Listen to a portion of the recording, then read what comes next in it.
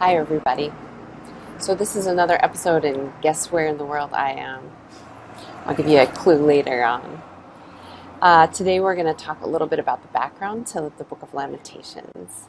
So, Lamentations is something that comes towards the end of Israelite history, not all of Jewish history or Christian history, of course, but in early Israelite religion.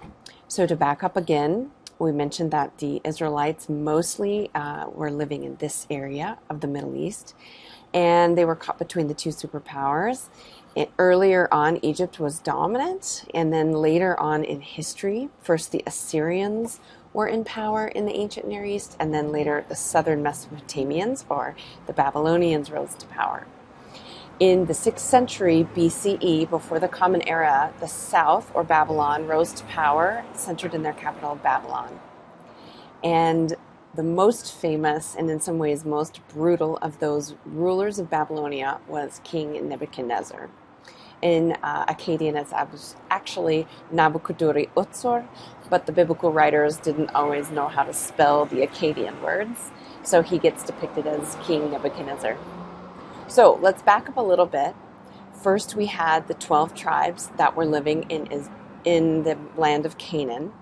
And earlier on, the northern 10 tribes were destroyed. Now, this is what I mentioned, that the Assyrians were dominant early on in the 8th century.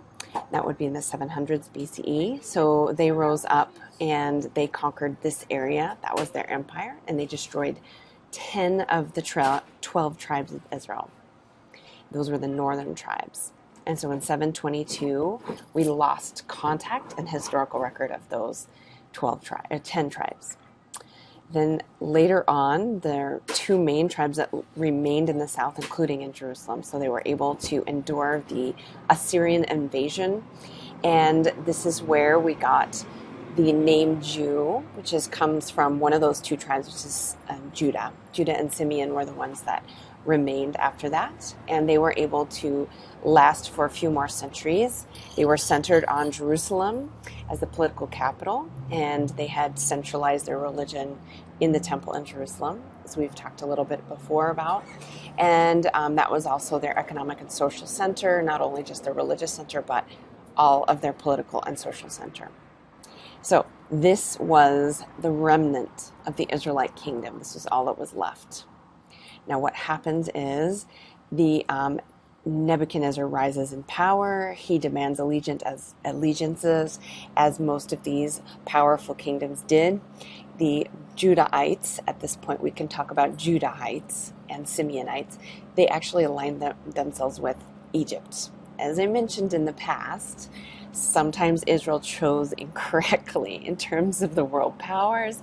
They decided to align themselves with Egypt, and they upset their Babylonian overlords or suzerain lords. They were the vassal kings. And the Babylonians came in 586.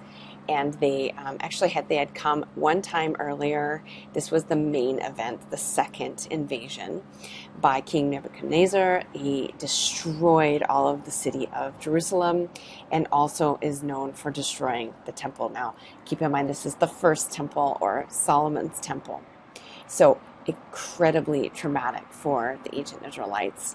Not just the fact that this was the center of all of their religion, but it was the center of their economic life, their political life, their social life, and even their judicial life. So everything was destroyed, and many of the Jerusalemites and Judahites were exiled back to Babylon, which would be modern-day Iraq. So today there still has been a Jewish community living in Iraq from these early exiles until 1948. Now, according to the census, there are 2 Jews still living in Iraq, but we could talk about that later. Okay, so the Book of Lamentations is written after this very, very traumatic event, this collectively traumatic event. So Lamentations itself is a book of poetry. We talked about poetry in Hebrew. It's 5 lyric poems that were threaded together after the lament, after the destruction of Jerusalem. So it was kind of a collective lament of this tragedy. Many ancient versions attribute it to the prophet Jeremiah. There's good reason for this because he was known as the lamenting prophet, but very little evidence that he himself actually did write the book, just historical associations of him. He was writing at the time prior to the invasion of Babylonians, and he did flee to Egypt and was able to escape that, but no evidence that he actually wrote Lamentations. And probably dates sometime after 586, before 520, which is when the temple was rebuilt. And then as we see here, it's read as one of the 5 Megillot, which is a fancy word for scroll in Hebrew. The 5 main scrolls that are read during the Jewish liturgical year for different holidays or memorials in Judaism, along with Song of Songs, Ruth, Ecclesiastes, and Esther. This one is read on Tisha B'Av, which is the lament of all the catastrophes that have happened in Judaism. And it bases itself, it starts with this event and this lament. So the Book of Lamentations becomes in Judaism the quintessential lament and the quintessential catastrophe for all of Judaism. And even in Christianity, they adopted this book and read this book during Holy Week as part of a lament over Jesus as well. So it's a very powerful, in some ways timeless lament. And so as you see here during the liturgy of Holy Week, it's also read. So if you're familiar with those traditions or study those traditions, it's really good to know the background of this book.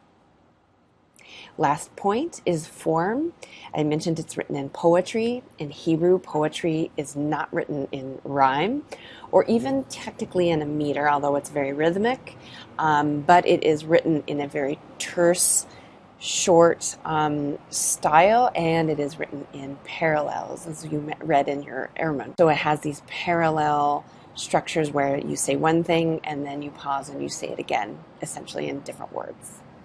But needless to say, there's another form in the Hebrew poetry, and that is the acrostic. So something to remember is that each line or verse, or even maybe small stanza, is started with the first letter.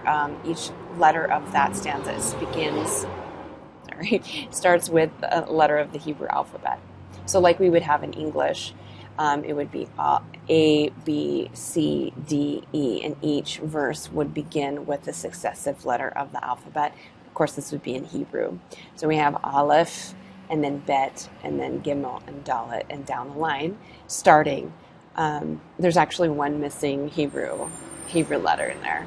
So think about that. Think about 2 questions as you're reading or as you've been reading these texts. First of all, the theological questions that the authors of Lamentations must have been grappling with. What were they thinking about? What were they troubled by? And especially think about that in light of covenant that we've been talking about, all of these promises that have been given. What would have caused them to question? What would have they been questioning as theologians thinking about God? And then how do these questions reveal some of the problems of monotheism? When bad things happen, when you only have one God, whom do you blame?